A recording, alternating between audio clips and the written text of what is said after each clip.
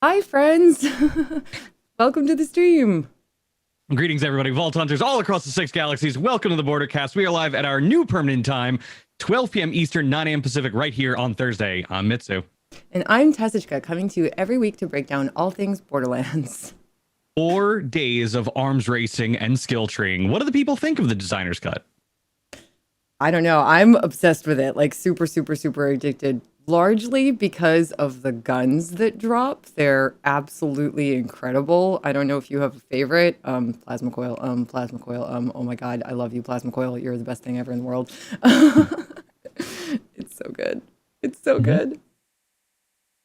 Yes, and indeed, it seems that hotfixes have also been applied, and so we're going to talk about those. It's going to be absolutely wonderful in a bit of a compressed show today, but we'll take care of that in a little bit. As always, first, we want to take a minute to thank our new listeners on iTunes, Spotify, and Stitcher, and those watching live right now on Twitch, YouTube, Facebook, Steam, or later on the VOD on YouTube. If you're enjoying the program, we would love for you to give us a big old like, follow, or favorite. After all, it's dangerous to go alone. Designer's cut. Yep. Oh, please. You guys are amazing to join us. Thank you so much. Definitely please let us know on Twitter, in our channels, in the Borderlands channel chat, how you guys are liking Designer's Cut, which, as Mitsu was just about to say, and I so rudely interrupted, is out now. It is. It is. The Designer's Cut is officially out now, $14.99 USD. I'm not sure about British pounds. I think euros about the same. And then you could probably look it up for everywhere else. I wish I was a human exchange rate, but I am not, unfortunately. Math was my weak spot. Talking my only strong suit, but that's why I didn't do well in high school. Anyway, Borderlands 3 now out on both PS5, which launches today, and Xbox Series X and S, if you happen to have those particular systems as well. I encourage everybody to go out and see what you can rustle up. And should you have the capability to, enjoy that 4-player co-op split screen as long as you're doing it safely and responsibly. There's still a pandemic going on, people. Wake up. Yeah, seriously. Really, really, really important to be conscientious. Wonderful viewer Tickus in the chat saying it's 25 British pounds in the UK on Steam. That would be for the season pass itself, which is $30 if you're going for with DLC 5 and 6, the director's cut, which we do not yet know too much about.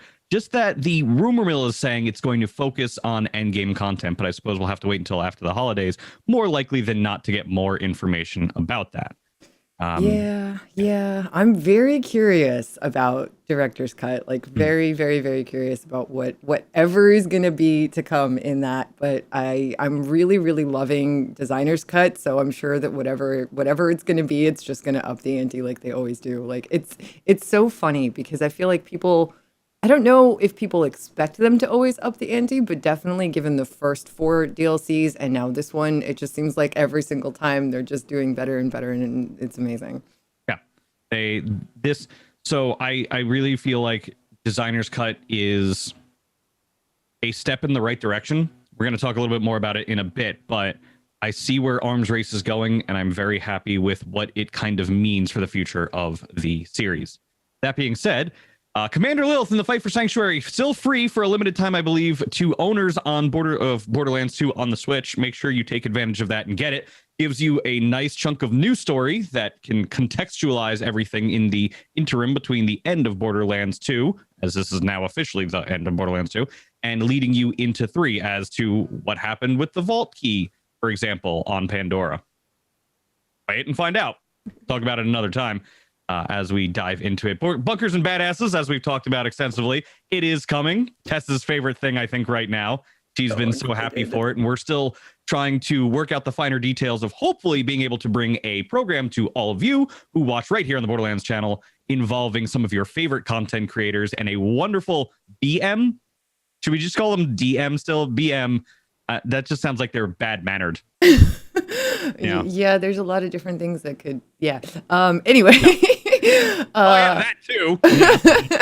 DM, GM, the beautiful, wonderful, the beautiful mind behind the storytelling experience. I'm very fortunate to be on 2 D&G shows currently, and I'm loving it so much. And I just, like, the more every new episode that we have, in both of them, the more I recognize the mad genius that like GMs are in their minds, and how lucky we are to have good ones when we do any kind of D&D. So I'm just looking forward to Bunkers and Badasses. I'm looking forward to like making up my own Vault Hunters and all of the, gun cards, and like playing with that and just kind of making up a story and existing in the universe of the Borderlands in Bunkers and Badasses with friends. It's going to be a lot of fun, I think. Yeah. Especially if you get that big collector's edition of it, where you get all the cool pieces, the map, a bunch of the weapon cards, and all those cool things that they include in that. No, you don't have to. I would recommend it. It's still only, I say only here, only $100, but it will go up to $120 if you do not pre-order. So if you are interested in jumping into the world of Bunkers and Badasses, make sure you go and check that out. Let's see, crossplay. Crossplay is coming. I get asked about it every single day. It is the absolute one biggest question. Soon, TM, if, like I said before, if I had to take a wild guess, I would expect sometime in late January, early February. The holidays are coming up. Everybody's going to start like winding down their things. We're going to get through the new year, and then production will start ramping up again on all the cool things that they're working on in Borderlands. That's just how the industry works, and that's totally fine. I get it. I want to spend Christmas and Hanukkah with my family too, and then I want to go crazy on New Year's. So once we get through that, I'm sure crossplay will be dropped on us. So look forward to it in the new year. It is coming very soon. Yeah, it's 100% happening. I don't feel comfortable speculating on exactly when, but Sure. Hopefully soon. Hopefully soon. That's the main point. Yeah. For contextualizing, I'm just going off just like history with Borderlands and just what has been stated in expect it in soon. So to me, we're now in November. Soon would be December typically, but that's holiday season. Holiday season is when everybody kind of doesn't want to really do much, which is understandable. You've already gone through your November push. Black Friday, Christmas is coming. So soon to me, that's just what I think, but who knows? Mayhem 11, it's here. It's fun. I like it a lot. Yay, there's no modifiers. Yeah, it's so good. Oh my God, Mayhem 11. And like we on the content creation team have been so fortunate to have a little bit of early access to try it and play with it. And like, it's just such a nice relief to just have that sort of no stress about, like, especially when you're playing with friends, to have no worries about finding the right modifiers to suit your entire group complement. Priest and I last night, yesterday afternoon and last night, we're playing Arms Race during a One Life. We actually went in, started the game with Arms Race, and just sort of leveled up through Arms Race a little bit, and then went back to the main game. And it was just so nice to like not have to worry about modifiers or not have to worry about any of that stuff and just play with the guns. And it was really, really, really good. So I hope that people are enjoying it.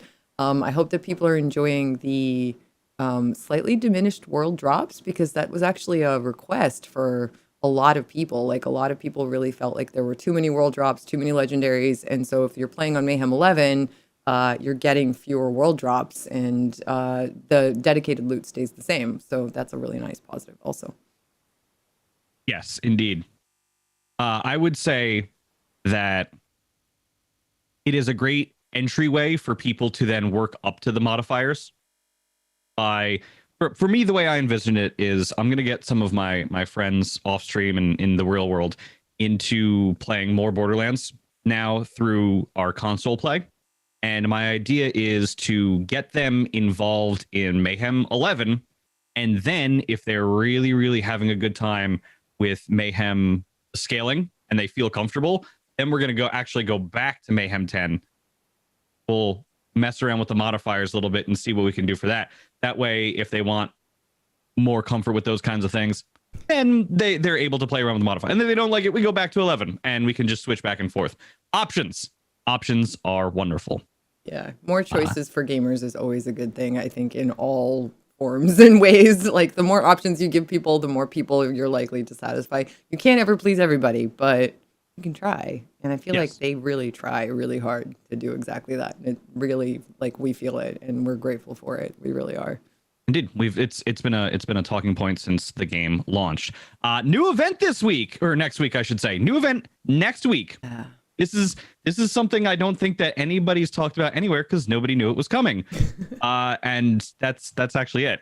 We don't know what it is. All I can say right now is stay tuned to Borderlands.com, and the official social media channels. That includes right there on YouTube. For those of you, I see you guys chatting over on YouTube right now. Of course, right here on Twitch, on Twitter, and of course, Facebook as well, along with all the other social media channels that you may enjoy and incur. Borderlands.com.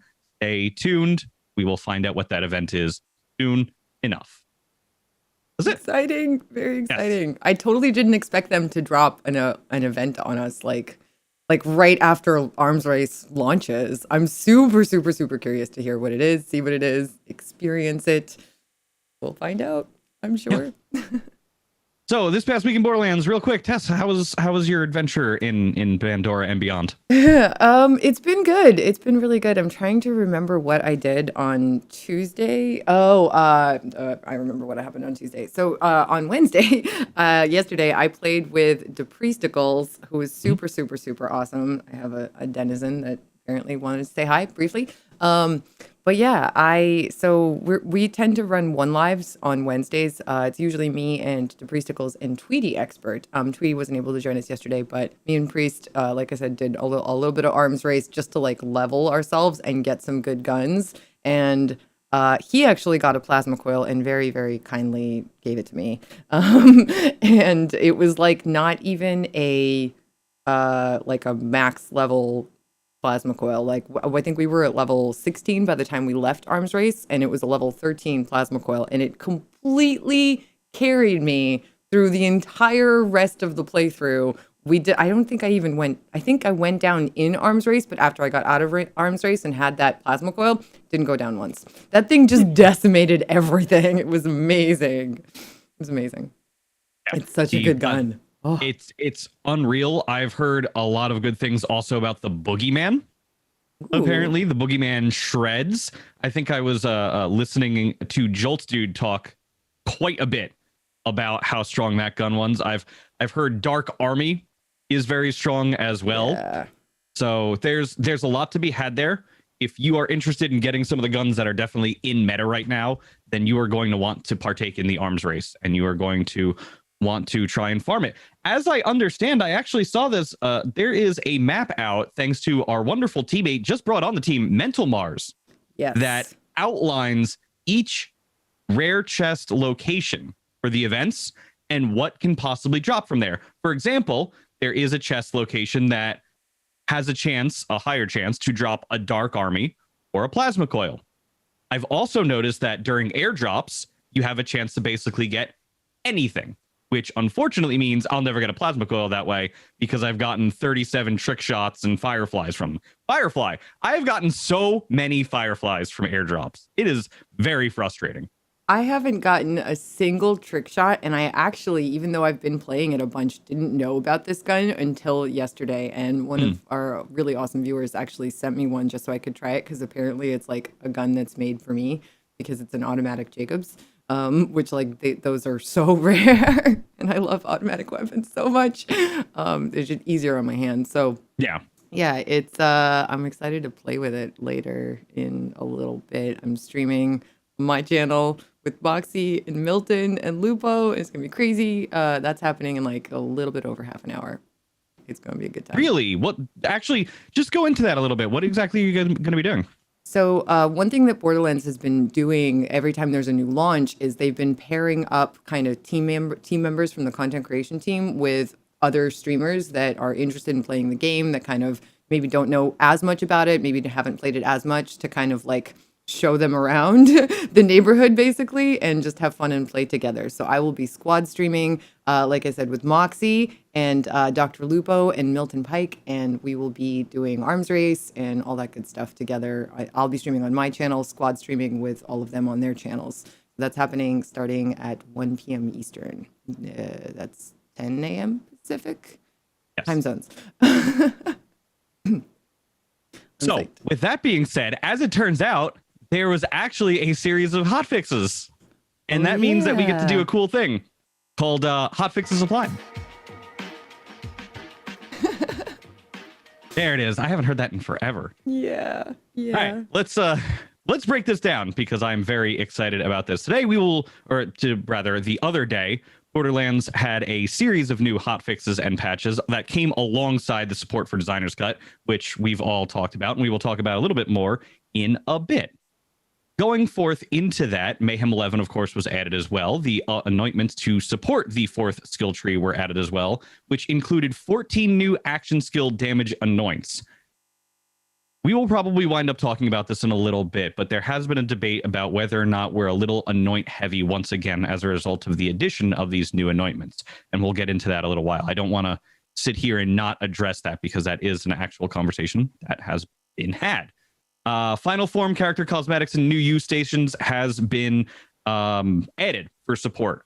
I want to take a note here because I have noticed that several people have been saying that they are entitled to getting the final form character pack and they have not as of yet received it. So if you have not yet received it, please go to support.2k.com and open a ticket. I imagine there are a lot of people right now who might be struggling with this issue, so your time on that ticket may be a little bit longer than usual. It is a very busy season. I encourage you to please be patient and wait for it. They will come to you eventually. If they do not, I would personally be offended by that because that is something that you, a consumer, are entitled to. But I cannot see that happening. You will get what you are entitled to as a consumer. So please just be patient with them. Open that ticket and you'll get it as it comes. Yeah, support.2k.com is the place to go for any kind of problem that you might have with Borderlands. If there's a glitch that you find or like something like that where you're not getting something that's supposed to be part of the content that they've said is going to be part of the content that you receive, or just anything weird that's going on with your Borderlands experience, support.2k.com is where you will find a solution. Like Mitsu said, they might take some time, but they will get back to you and they will fix it. They've always been really, really, really good about that.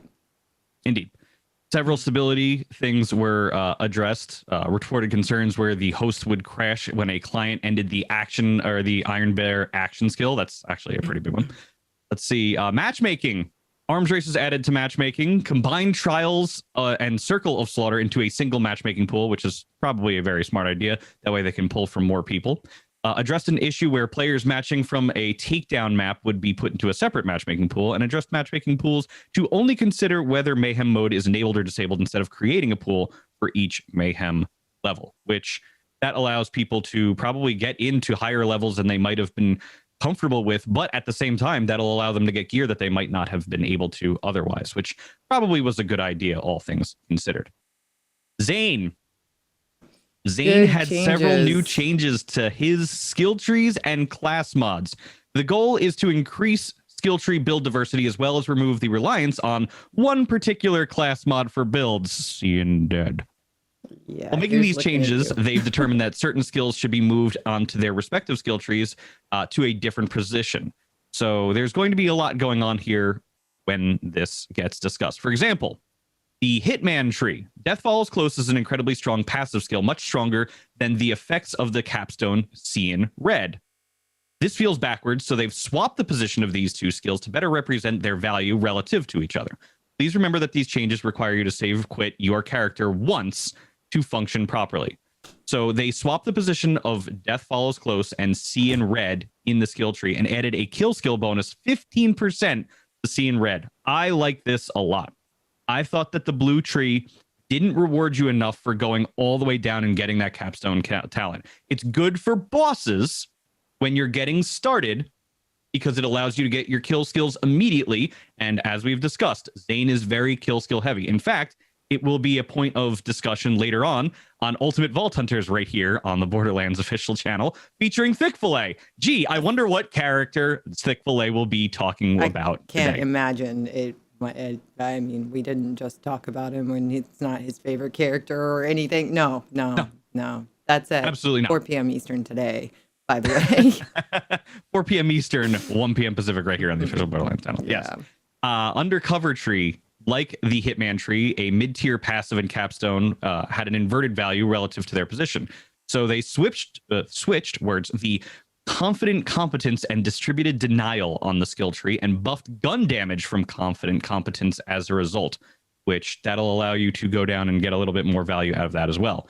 Double agent, duct tape mod now grants Zane immunity to damage from his weapons and That's grenades. so nice. I love it. Oh my God. I didn't see this part. I read over these before, but I guess my brain just like skipped over that for some reason. That's amazing. That's actually huge. I'm not a Zane main, but I know enough about Zane to know how much of a difference that makes. That's awesome. That's really awesome. I wonder how many people will like go up to somebody taking duct tape now, have a shotgun, and equip the fastball. And I know the fastball is not great typically when you're throwing it. There are grenades that could be better, but Zane doesn't throw grenades, and it's still a strong grenade. It's not like the strongest grenade, but it's a strong grenade on its own. So I imagine somebody running up with a shotgun, pulling the trigger, and a fastball firing out, and just you're getting an additional couple million damage on top of a shotgun blast. I don't know. It seems like it'd be a lot of fun. Yeah. Yeah, it's quite good, and I think a lot of people have been kind of wanting these changes for a long time. The class mods infiltrator was reworked. The ability to allow the shield to refill before it is broken whenever an action skill is activated. Cool. And then Seeing Dead, this class mod has been overperforming, so we have removed some of the power from the mod to counter this change. The Seeing Red passive skill within Zane's Hitman skill tree has been given a buff, effectively giving all players access to additional damage without the requirement of using this class mod. Lowered the kill skill damage bonus, this is like what everybody on Ultimate Vault Hunter, Triple G, Thick Fillet, all of the Zane mains that I've ever talked to, I believe even Fran mentioned this, that needed to happen. That exact swap, the Seeing Red skill tree needed to have like the mods benefits so that everybody didn't have to have the mod and could explore other mods, right? So that's basically the change that everybody's been asking for, and they gave it to you, which is so nice. So nice. Oh. Apparently someone agrees. Yes. For those of you who may be listening later on, that was Gingy, one of Tess's cats. She is very vocal and very affectionate, and sometimes she does join us on the program. Well, that's the first time she's ever actually said anything. Is she authorized to speak on the Borderlands channel? Is that okay? Are we gonna get in trouble? I think she probably falls under my contract. She is kind of my overlord, my higher up. So. Oh yeah, I know how that works. I'll explain that hierarchy. Yeah, I know that hierarchy. We'll talk about that another time. That's completely understandable. Yes. So this is a wonderful change for Zane mains. I think that overall this will allow people to have better build diversity because they won't feel so pigeonholed into having to absolutely use Seeing Dead for everything that they do. It does make me a little concerned that maybe Seeing Red will wind up just being something that every build winds up having to use, but you'll allow some flexibility for the other trees. I will say Green Tree probably still needs a little love. Green Tree, it doesn't have enough damage. It's a lot of survivability. Does not yet have enough damage to really warrant it. And we've gone back and forth with this too. We've said, well, if Zane has immense amounts of survivability, can you give Zane ridiculous amounts of damage? And the answer is kind of like, not really. So they might have to take away a little bit of that tankiness in order to give a little bit more of that damage and incentivize people going back into that tree, or finding ways to do other things. Maybe make it more support heavy, like a flax tree. You can build black in a more support based role, where in the purple tree you have the ability to make your gravity well so big and do so much different damage types, or even give ammo. Have it give different ammo, or have it drop ammo for everybody that's in it. Those are all ways to perhaps revitalize that tree. But those are conversations for down the line. Yeah. Amara got some changes too, Tess, right? Yeah. Certain types of damage were unintentionally being passed to other enemies caught in the Siren's phase grasp. This change prevents those interactions, but no other changes have been made to the skill. A previous hotfix did not address all the issues discovered, and this solution is a more robust permanent solution. Updated ties that bind to only pass weapon and melee damage to enemies. Weapon anointments that increase weapon or melee damage after face slam now properly increases damage. And updated the Muse class mod to prevent double dipping on damage modifiers. So this just kind of sounds like they tweaked it a little bit so that it's not totally insane and is working as intended. So cool. I've been so loving playing with the Amara ball from the purple tree now, that it's just like I love ties that bind. Of course, it's a great, wonderful, wonderful, wonderful skill. But the purple tree and that ball, man, it's so much fun. It's so much fun to play with. So I'm glad that like they're kind of evening her out, so everything is kind of viable and fun, and there isn't one super super super overpowered like sort of build type for her. Yeah, and ultimately these are things that weren't working as intended. Yeah. So they needed to be toned down in order for her to receive either further adjustments, either positive or negative, or just a revamp of certain skills entries if necessary in the future. Because you can't bounce around it if it's not working the way that it's supposed to be working. So they'll see where she's at in terms of the amount of damage that she outputs, and then if they need to make further adjustments in the positive direction, they'll do that. And if they need to make further refinements in the negative direction, I actually can't see them doing that because it's very rare that they nerf anything, all things considered, which is nice. I always like buffs. Nerfs just feel bad. Yeah, and they know that, and they're all about just trying to make things better and never trying to make things worse for us. So they try their best to never have to nerf.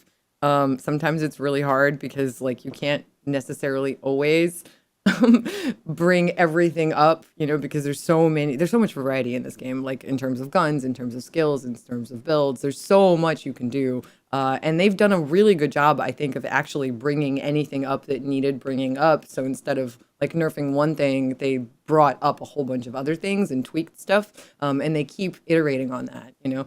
And I love to see that. It feels much better, I think, as a player and as a community member. Fl4k the Beastmaster. Pets will now receive damage buffs from the global grenade anointment, and they address a reported concern that when dealing critical hits in rapid succession while using rack attack action skill and head count passive, rack attack charges would not be gained properly, and the cooldown timer was reset. Nice little simple things right there. There was an EchoCast update. This is always exciting. Oh my God, Added yes. support for next-gen consoles for Xbox S and X and the PlayStation 5, which, again, PlayStation 5 just came out today. Borderlands 3 on it, right out right now. Go ahead and get it. Added support for the 4 skill trees for the Twitch EchoCast. Added support for Arms Race on the EchoCast.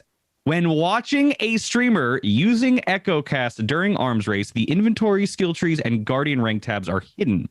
The Rare Chest event is also deactivated and replaced with the Extractor Breach event. Tess, what's that? So basically, when we extract the really, really, really OP loot that you can get in Arms Race as streamers, you guys can mouse over the video and interact with the extension to join the lottery system and basically have a chance to win the loot that we're extracting. So things like the plasma coil, things like the trick shot, the dark army, all of these really OP pieces of loot, guns and gear and all of these things. You guys can get them just by watching streamers and sort of participating in the extension events. And it's amazing. Sorry, I'm losing my voice. No, it's okay. It's been one of those days so far, and for you, it's going to be an even crazier day afterwards, but we'll get to that in a little bit. When in Arms Race, a new map tab is shown, which renders the in-game map along with points of interest. Points of interest include player locations, respawn locations, extractor locations, the boss area, death circle size, location, and time in between states. I think it's absolutely wonderful. And again, it's something we'll talk a little bit more openly with the community in a few minutes, but Arms Race is a great start for what could be a really compelling mode in the future for Borderlands. Some hot fixes. Real quick. Enabled purple E-Tech pistols to drop in the game. That's super cool. Increase the resolution of images on Zero's bounty board in Sanctuary 3, which is great because I honestly could not make out half of them. Addressed previous changes that were causing some PC users to be unable to drop their equipped gear. Phasor increased weapon damage. Ion laser increased weapon damage and the number of projectiles that are released when the laser stops. increased weapon damage for the Shredifier, the Trevinator. Yay, Trevinator! I knew it felt stronger. Yes, it's so much better. Oh my god, I'm so happy they made this change. I didn't realize it until yesterday, but I think I got one, or no, it was available in a vending machine either in Arms Race or right after we were in Arms Race with Priest. And Priest was like, "Oh, I didn't realize they had changed it." And I told him how K6 and Jolt, when we first showcased Arms Race on the Bordercast, basically all collectively decided that should be the change that like they make, because that gun really deserved a buff. Like, it's so cool that it's even in the game in the first place, and it's so thoughtful of Gearbox to have done that. For Trevor, and buffing the gun was like super an awesome thing to do. And apparently they had been planning to do it for a while now. It wasn't just us being like, please, but it feels really good that they did it. It's just so nice. So thank you, Gearbox, for buffing that gun. It's super fun to use now. We really appreciate it, like everybody does. I can tell you right now, when I was playing, this goes back into what I was playing this week. I was playing a lot of Arms Race on the official channel. And I think I was on a 5-game lose streak in Arms Race. Ooh. And all of a sudden, I'm playing and a dictator drops. And I'm like, ooh. Oh, yeah, cool, dictator. I'm going to do some stuff. And it was a radiation dictator, too. So I was just like tearing through stuff. And then out of nowhere, Trev shows up. And it just felt like death. I was like, oh, my God. All right, we got to do this. And I grabbed that Trevinator, and Trev and I went to town. And we just cut down enemies after enemies after enemies. It was just a blast to use, and my lose streak came to an end thanks to the Trevinator, and nice. I was very happy about that. It seemed like it was meant to be. That's awesome. That's an awesome. See, like it's doing what it was meant to do, which was kind of letting him live on through the game in a way, and our experiences of the gun and the memory of him, of the person in the game, and it's so awesome. I'm so happy they did that. That's so great. Yes. Indeed, the Tunguska increased weapon damage as well. Oh boy, nobody's hell. Damn it to hell. Poor guy. Oof.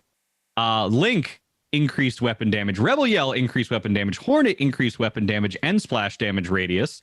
The Nemesis increased weapon damage, and the Fl4k also got increased weapon damage. It's my understanding that the Fl4k is now sitting about pre-nerf levels. Ooh, buffs, and some more buffs. Basically. And somebody was saying that I was a child for not liking nerfs. No, I really like buffs. Nerfs don't feel great when you are taking something away from people in a video game, especially a video game that feeds into a power trip fantasy. Yes, that is the point of the game that we're playing. Nerfing things does make things feel a little iffier. I think iffier is a nice word. It doesn't feel great. I understand why they do them. Don't get me wrong here. I'm not going to sit here and be like, oh, it's necessary. Yes, but if they can avoid it, they avoid it. Like literally, if there's any way at all for them to avoid it, they always have chosen to do so. And that is incredible and awesome and very much appreciated by all of us that play the game. So, yeah, I'll put it this way. If something is overperforming by 3%, I'm just throwing out a very small number here, and it's being overperformed by 3%. And you could either do one of two things. You could nerf it by that 3%, or you could bring everything up that 3%, or bring some things up that additional 3% to keep it on parity with everything. That's the way that it works. So, yes, challenges are overrated, right? That's a wonderful point. I'm glad that you brought that up. It's wonderful. There's a difference between an artificial challenge and an actual challenge. An artificial challenge is when a game back in the day, for example, forced you into situations that required you to basically die so that you would have to do them perfectly over and over and over again. Super Mario Brothers, for example, did this. Super Mario Brothers required you to be absolutely perfect when you are doing certain things. And that was how you beat the game. You had to execute the jumps. You had to run at the proper speed. You had to know the map layouts. There was nobody who could just make that run blind on the first try. That is artificial to keep you playing the game over and over again. You got a game over, then you had to start. We have moved beyond that in game design. We're not there anymore. So the challenge now becomes beating hard things. But nerfing stuff doesn't make that challenge any easier. That is what increases an artificial challenge. A natural challenge comes from fighting bad guys. It comes from dealing with situations. It comes from looking at your build, looking at what weapons you can farm, all of these different aspects, putting them together, and then going out there and doing it. having to just nerf something, nerf a gun because you think it'll make the game harder is a bad reason to nerf something. Nerfing something because it's just ridiculously overblown, that's fine. That's the difference. So you can say it's a challenge. It is, but it's artificial and that's bad design. You can encourage bad design. I will not do that.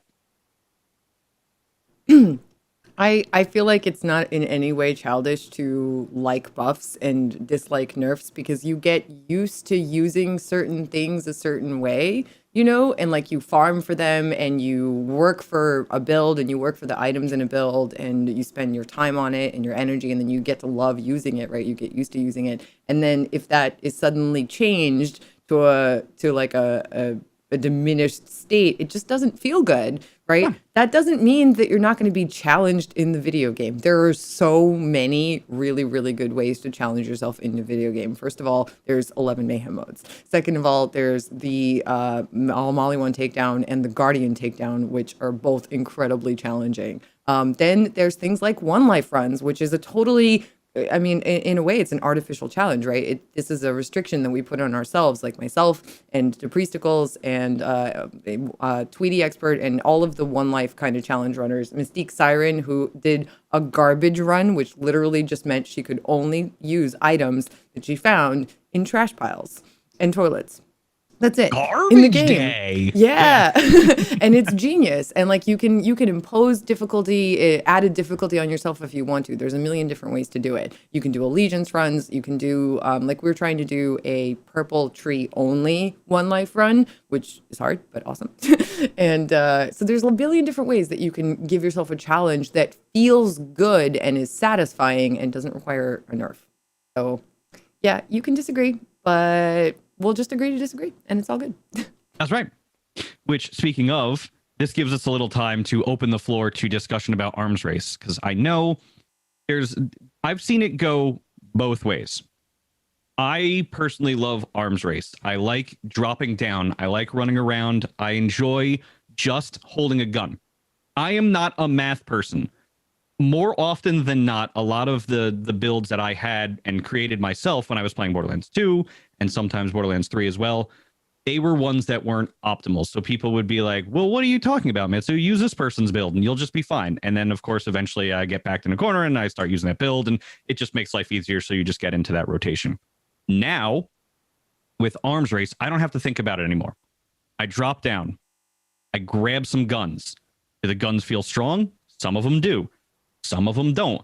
I like that. I like hiding behind cover. I like having to think, well, maybe I'm going to skip this pack right now so I can run all the way down. Or maybe I should fight this Mollywan badass enemy because sometimes they drop purple guns or purple shields, and I really need that right now.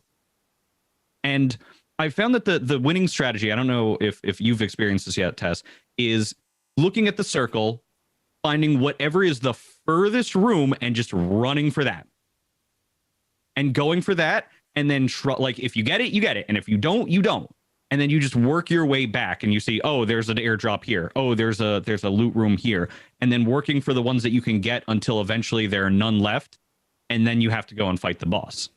So I've definitely used that same strategy before, but something that seemed almost a little bit more effective to me that has kind of just happened a bunch of times is I'll drop in and I'll sort of run towards that white chest that always is there. Like if you don't see it, just look around. It's there whenever you drop in right next to you. Somewhere within your line of sight. And basically like I'll run to that and then I'll kind of head in a general direction where I see some enemies or some loot and I'll end up near a loot room and that's close by. And so I'll do that first. It's kind of been not entirely intentional, but worked out really well that like I'll go to the closest loot room. And I'm sort of still learning my way around the map because I'm bad at maps, but I kind of remember it. Now we have that super awesome graphic from Mental Mars that I will so be using all day today with the crew. And yeah, it's very like the terrain kind of leads you around to the loot rooms pretty easily. And sometimes it's better to just do the one that's closer because if you can finish it, then you'll have some really good guns and you'll be more like powerful when you get to the next one, right? So like running through to go to the farthest one, you're gonna face enemies on the way and they will chase you. So sometimes it's actually really hard to just run across the entire arms race map and go to the loot room that's really far away. Like it can work. It absolutely can work. But I found more success just going to like whatever loot room happens to be closest to where I spawn in first, and then kind of trying to venture out a little bit if I can within the storm. I agree with that immensely. The other big recommendation I have for everybody out there, and I apologize if I get people nerfed, or I get this nerfed for people. I'm very sorry if I do this. TDR weapons. If you're struggling in arms race, I can almost guarantee for you all that if you pick up a TDR pistol or a TDR shotgun, for example, especially if it's an MIRV, it will do the work for you. And you know what? I actually like this. I feel like TDR has been sorely underrepresented in Borderlands 1, 2, and 3. It's very rare. I think there was a TDR Axton that was very strong as a build in 2, and that was it. Everybody else, it was just whatever. So I like the fact that in this mode, you have an incentive to use what I feel to be a sorely underrepresented weapon manufacturer. And then the other options that you have, Jacob weapons in particular, mashers are very strong. If you can get your hands on one, peacemakers can sometimes be very good too. If you're a good shot, Jacob sniper rifles, they will only take one shot. Otherwise, you're not using a Jacob. So what are you doing? Yeah, see, I did the thing. I get the tagline. I should be a Jacob spokesperson. And then after that, Molly-Wand weapons can sometimes be pretty good if you need the elemental effects. Hold on to a shock weapon, especially for the boss. After that, you know, it's all luck. It's making good decisions, knowing what to skip, and luck. Yeah, I super agree that TDR being powerful in this game mode feels so awesome. Like, it really does. And that's true of doing like one life runs too. If you get a TDR early on, you can absolutely make good use of it. Just have to be careful if you're playing a character and you're putting points into anything related to splash damage. Just keep that in mind. That's not an issue so much in arms race, right? Because no skills, no anything. Splash damage can still be a problem, especially if somebody barrel trolls you. K6 jolts.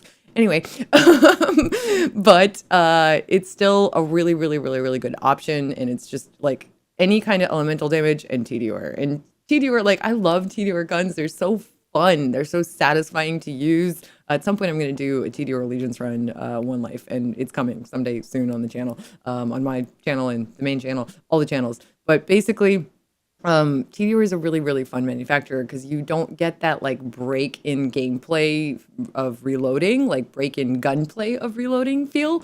And it's just super satisfying when you, instead of reloading, you just chuck your gun and it's a grenade, or it like runs around and shoots things for you. It's so good. It's so good. And it jumps on enemies. I've seen some of them that just are like, hey, wee, and it's great because you'll have enemies behind cover. You just chuck a grenade and solve the problem. Widowmaker. Oh, I got a Widowmaker in arms race. Ooh, nice. It's so much work. And then shout outs real quick. COV weapons can there's sometimes hit or miss. Some of them can be really strong.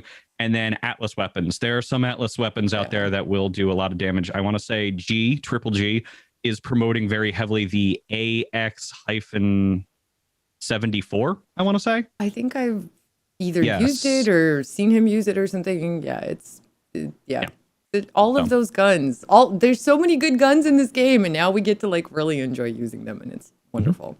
You guys, thank you so much for talking about this stuff with us. I apologize, but I have to cut us like super hard today because I have to do a thing. But we will be back next week at our new regularly scheduled time of what time of day is it? Thursday, 9 a.m. Pacific, 12 p.m. Thursday Eastern. 12 a.m. Yes. Yeah. What is that thing that you're going to go do, actually? Oh, so I will be squad streaming on my channel, twitch.tv/Tessichka, or Tessa, CHKA, if you're listening and just want to stop by later. Tess Games on Twitter. I'll be doing a squad stream with Moxie, who is amazing, and Dr. Lupo, who is also amazing, and Milton T. Pike, who, guess what, is also really amazing.